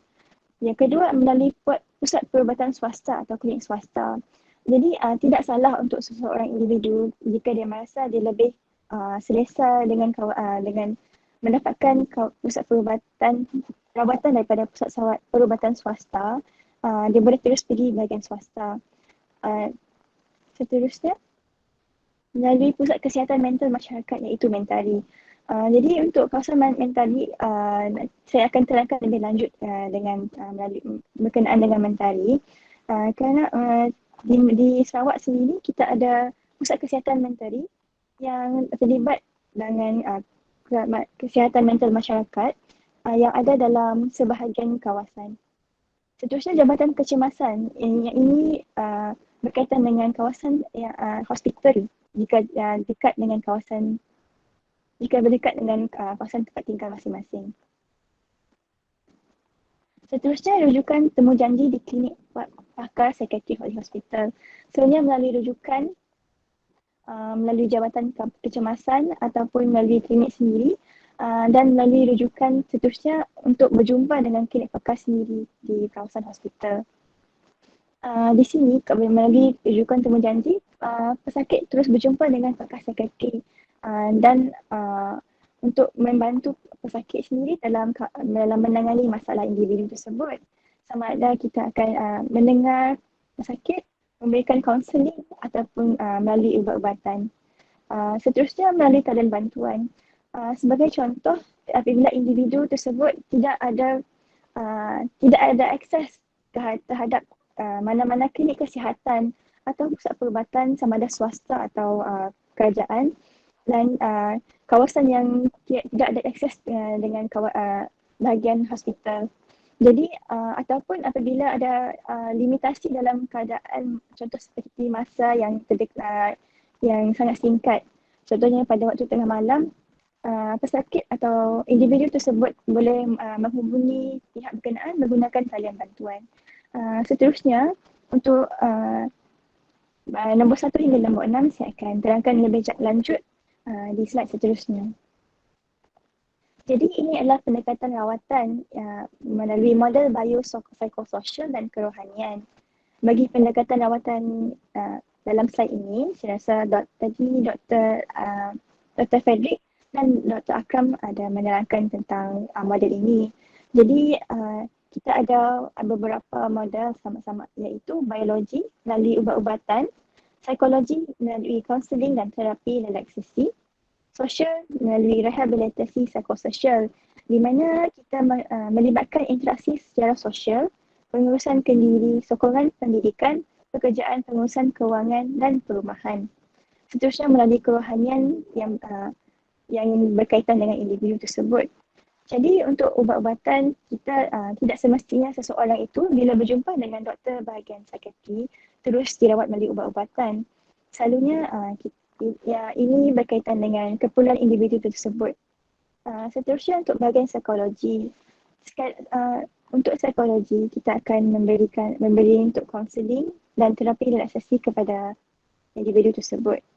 Seterusnya melalui sosial, melalui rehabilitasi psikososial, interaksi antara pesakit dan orang-orang awam atau individu lain, pengurusan kendiri dan pengurusan awam pada individu. Ini turut melibatkan berbagai pihak lah. Seterusnya melalui kerohanian, berdasarkan kepada individu tersebut melalui gaya hidup, keagamaan, kebudayaan, budaya pesakit. Jadi melalui hospital kita akan sedia menggunakan multi model lah, kerana itu melibatkan semua aspek. Jadi ini adalah ahli-ahli terapi profesional yang ada, tidak semestinya yang ada di hospital. Sebagai contoh, pakar psikiatri yang mempunyai kelayakan ijazah perubatan dan kepakaran psikiatri. Jadi melalui pakar psikiatri, mereka dapat melakukan pemeriksaan dan rawatan kes psikiatri dan hospital yang terlibat dengan kawasan hospital dan institusi. Seterusnya pakar perubatan keluarga, iaitu memiliki ijazah perubatan dan kepakaran dalam perubatan keluarga.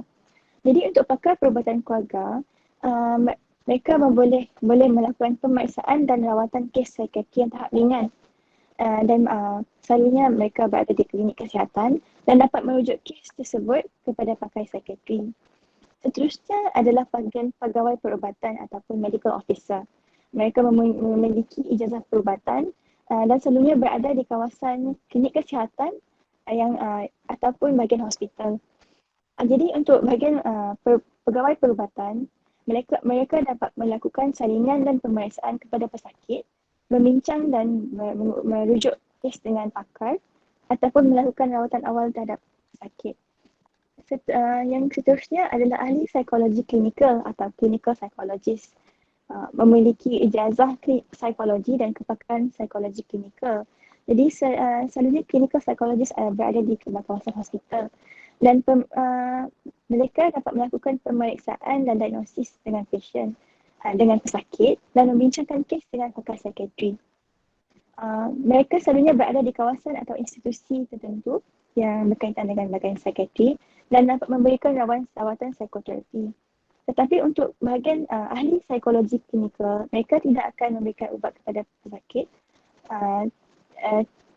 cuma memberikan rawatan psikoterapi. Seterusnya bahagian kaunselor. Mereka memiliki ijazah kaunseling ataupun psikologi. Untuk kaunselor, selalunya mereka berada di kawasan hospital ataupun bahagian klinik kesihatan tertentu. Untuk kaunselor, mereka dapat memberikan saringan awal, tetapi mereka tidak dapat mendiagnos sakit atau individu dan tidak memberikan ubat kepada individu. Untuk kaunselor, bidang mereka adalah dalam bahagian kaunseling dan memberikan bantuan asas kesihatan mental dan merujuk kes kepada pakar. Seterusnya adalah jururawat dan pembantu perubatan yang memiliki diploma ataupun ijazah. Selalunya jururawat dan pembantu perubatan berada di kawasan hospital ataupun klinik kesihatan dan mereka dapat membantu doktor dalam memberikan rawatan kepada pesakit dan keluarga. Seterusnya adalah jurupulih cara kerja perubatan ataupun dipanggil sebagai occupational therapist. Untuk jurupulih cara kerja, mereka memiliki diploma ataupun ijazah dan dapat memberikan rawatan rehabilitasi psikososial dan klinik relaksasi. Selalunya untuk occupational therapist, mereka berada di kawasan hospital ataupun klinik relaksasi. Jadi ini adalah bahagian untuk servis psikiatri yang berada di Sarawak semasa pandemik COVID-19. Jadi di sini ada nombor-nombor ataupun details untuk mendapatkan appointment dan treatment untuk bahagian psikiatri. Sebagai contoh, di Kuching kita ada 2 hospital, iaitu Hospital Umum Sarawak dan Hospital Sentosa Kuching.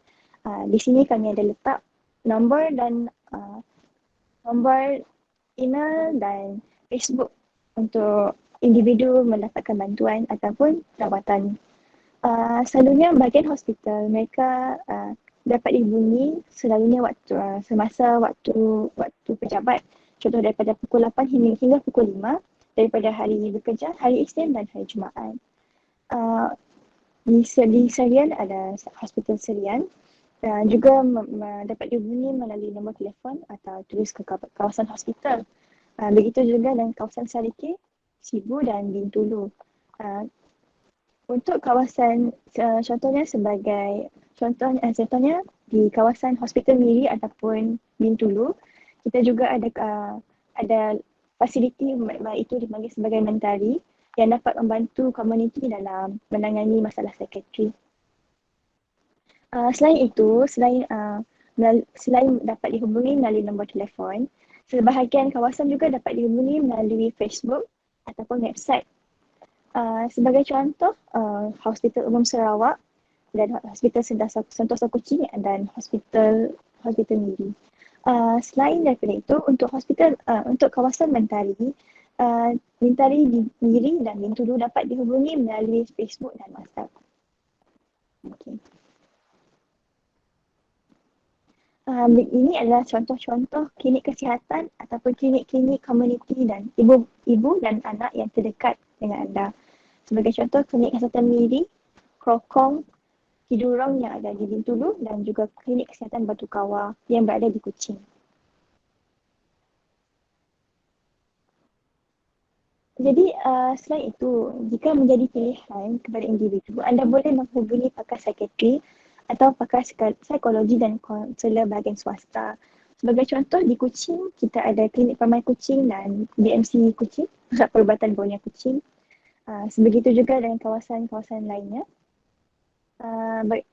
Dan di Miri boleh menghubungi kawasan swasta,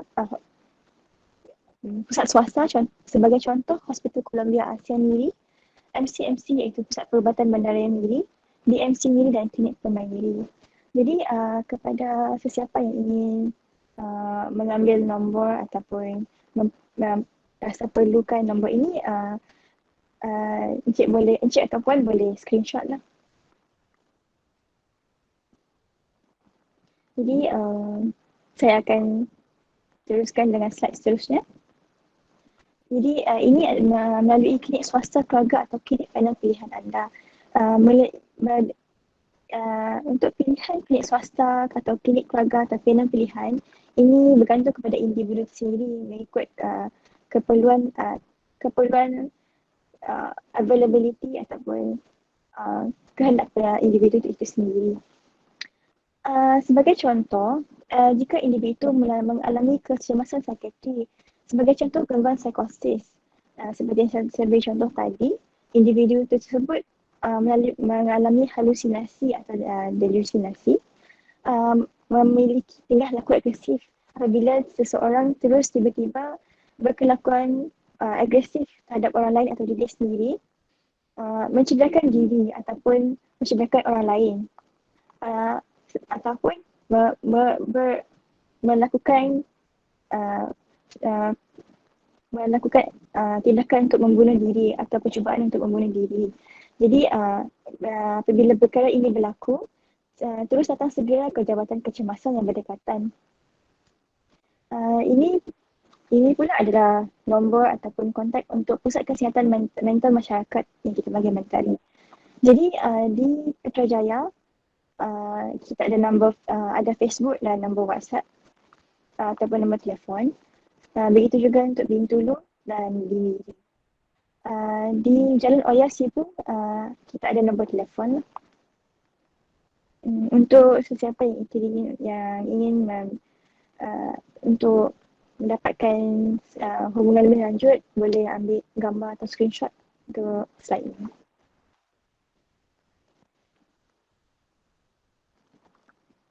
Seterusnya adalah talian bantuan kesihatan mental.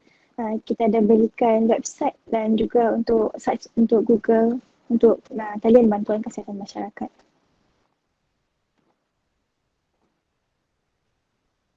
Seterusnya, ini adalah nombor-nombor hotline yang kita boleh dihubungi oleh bahagian umum. Sebagai contoh, aduan masyarakat melalui talian kasih. Melalui talian kasih kita boleh berikan kaunseling untuk individu, penderaan, perlindungan dan sebagai kebajikan. Perkara ini tidak hanya terletak kepada individu dewasa. Selain itu, untuk kanak-kanak, remaja dan ataupun individu terlibat boleh menghubungi untuk talian kanak-kanak, masalah pembuangan bayi atau masalah sosial remaja dan perkhidmatan kesihatan reproduktif.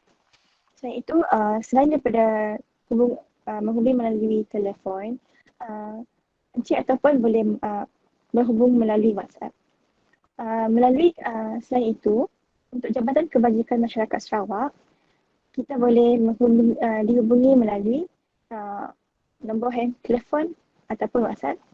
Di sini CHAT stands for Counselling Help at Any Time. Jadi untuk sebahagian kawasan ini, sebahagiannya boleh dihubungi pada waktu pejabat sahaja.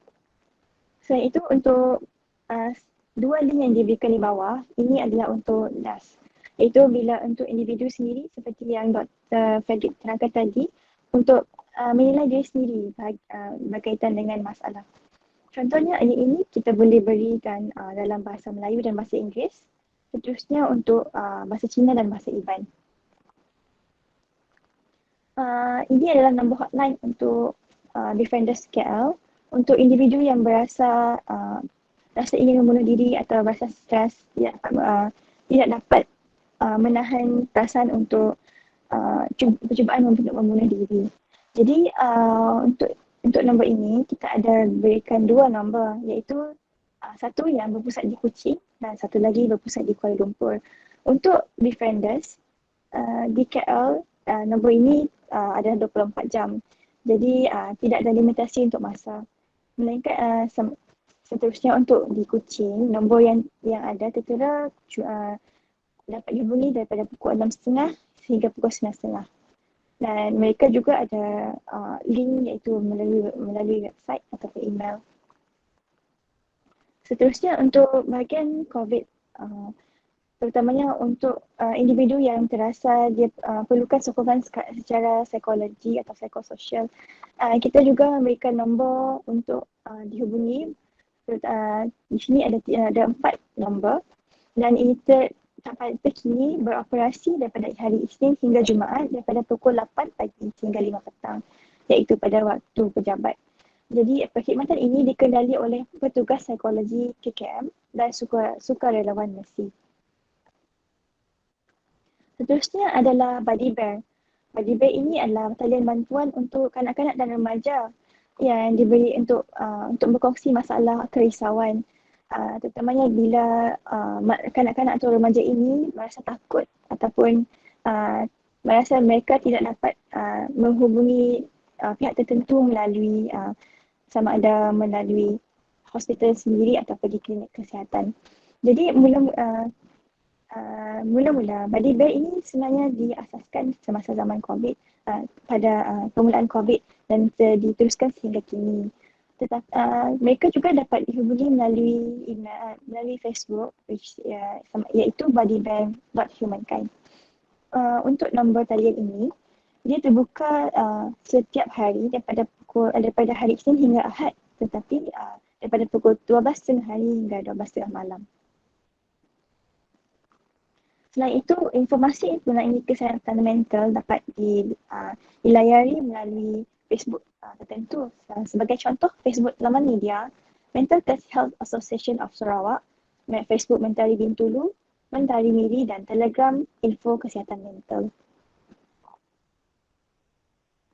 Selain itu, melalui bahagian Sarawak Mental Health sendiri, kami juga ada membuka satu saluran Telegram untuk masyarakat untuk sertai, di mana di dalam saluran Telegram ini kami dapat memberikan maklumat kepada orang awam mengenai pendidikan kesihatan mental dan segala info terkini berkaitan COVID dan tips-tips penjagaan diri dan psikologi individual. Jadi untuk Telegram ini dia dikendali oleh pakar psikologis dan pasukan petugas kesihatan mental di Sarawak. Seterusnya kami dapat di sini adalah strategi bantu diri untuk pengurusan kesihatan mental yang baik, iaitu untuk individu sendiri dalam menangani masalah sendiri. Jadi ini adalah link short link untuk bantu diri, ataupun di sini kita ada link untuk YouTube. Salah satu strategi yang kita boleh yang ditunjuk di dalam link tersebut adalah mengenai teknik grounding, iaitu teknik menenangkan diri sendiri yang diberikan dalam bahasa Sarawak. Seterusnya teknik relaksasi untuk berperingkat yang diberikan oleh kawasan hospital psikiatri Miri sendiri dan melalui terapi ketalah sedar bagai daun di sungai. Seterusnya melalui deep breathing exercise untuk mengurangkan stres dan kerisauan seorang individu. Seterusnya meditasi yang sebelum tidur, dan seterusnya untuk menangani kesedihan ataupun stres dalam kehidupan. Jadi untuk encik ataupun boleh menggunakan link ini untuk membantu individu sendiri dalam menangani atau mengurus kesihatan mental. Saya rasa slide saya sampai sini saja. Jadi jika ada soalan atau maklum malas boleh tanyakan.